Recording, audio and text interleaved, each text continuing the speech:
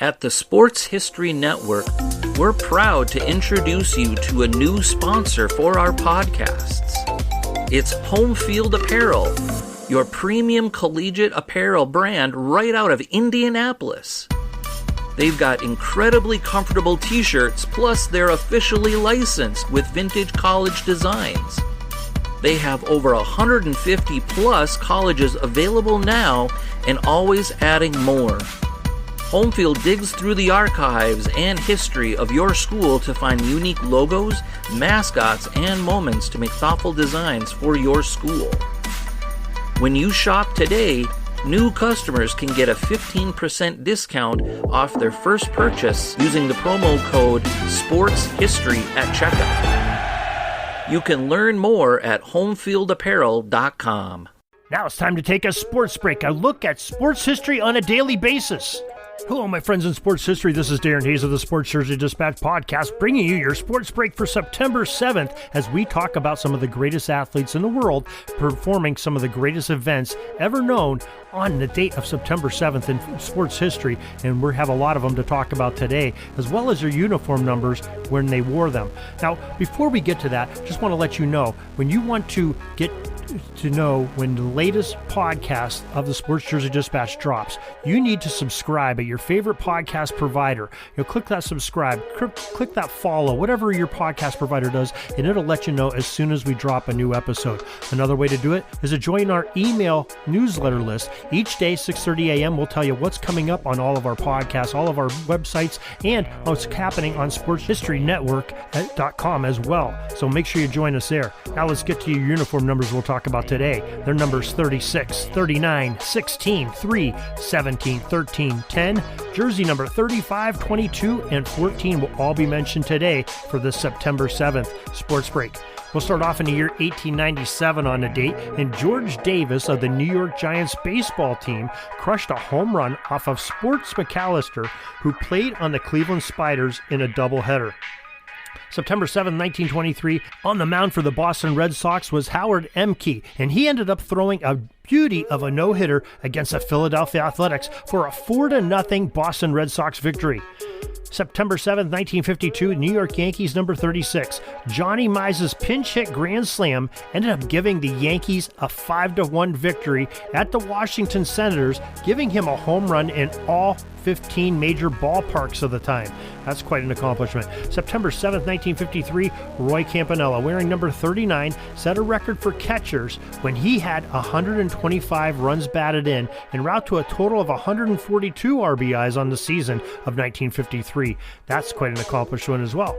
Now, September 7th, 1955, speaking of the New York Yankees, well, their great pitcher Whitey Ford, who wore number 16 in the 55 season, became just the 5th Major League Baseball pitcher to toss consecutive one-hit games, and that's no small feat either, with the great hitting in Major League Baseball, especially during the 1950s.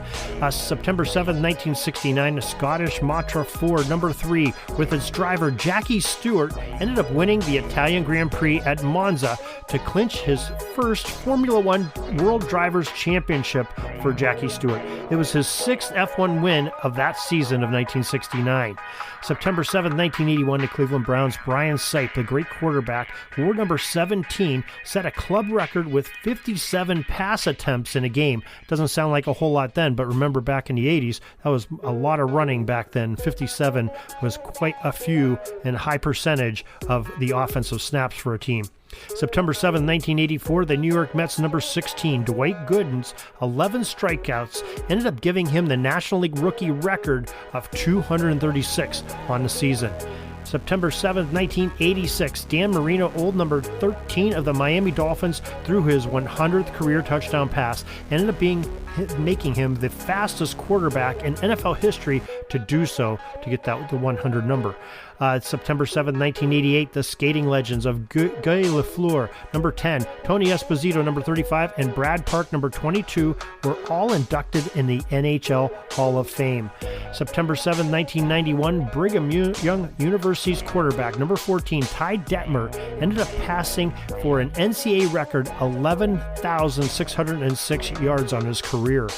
September 7th, 1993, St. Louis Cardinals outfielder Mark Whitten, number 22, hit 4 home runs and 12 RBIs in a 15-2 blowout win of the Cincinnati Reds. And there's your sports break history for this September 7th date. We are glad that you joined us here. And once again, you can find more on sports history at sportshistorynetwork.com, pigskindispatch.com, and jerseydispatch.com. Some great options to find about more on sports history of the day, the week, the year, and just to have some great memories too, with thousands of hours of recording of sports history that's always ripe for the listening to, because it's always evergreen, always vibrant, and always accurate. So till tomorrow, everybody, have a great sports history day.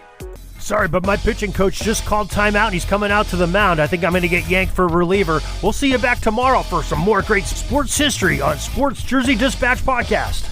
We invite you to check out our websites, jerseydispatch.com and pigskindispatch.com. Not only see the daily sports history, but to experience the preservation of great events and people that play the games. Find us on Pigskin Dispatch. It's also on social media outlets of Facebook, Twitter, Instagram, and don't forget the Pigskin Dispatch YouTube channel to get all your daily sports history. Pigskin Dispatch is happy to be associated with the Sports History Network, the sports headquarters of yesteryear, found at sportshistorynetwork.com. This podcast is part of the Sports History Network, your headquarters for the yesteryear of your favorite sport. You can learn more at sportshistorynetwork.com.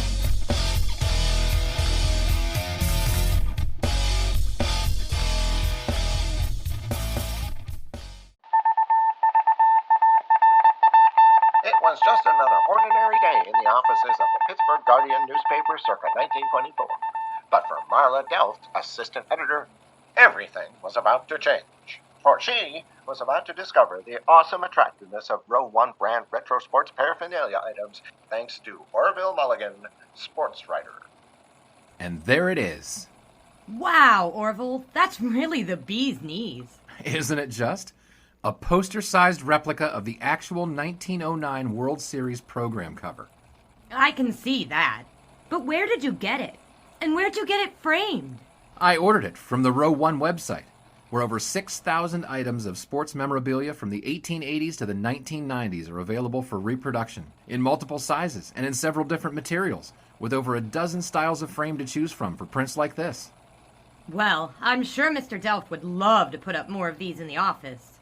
But I'm equally as sure they're beyond this newspaper's budget. Not at all, my dear Marla. See for yourself. Go to sportshistorynetwork.com/row1. sportshistorynetwork.com/row1. Oh my, these are good prices. Oh, and look at this stuff. Oklahoma-Nebraska football, college basketball art, Michael Jordan items. And so retro it was that sports Marla Delft advertisement discovered the flowers. splendiferous magic of Row 1 sports memorabilia, arts, and prints. You can too by visiting sportshistorynetwork.com/row1. That's ROW1 today for access to the full Row 1 catalog of gallery prints and gifts like t-shirts, long-sleeve shirts, telephone cases, coffee mugs, blankets, pillows, towels, and even shower curtains.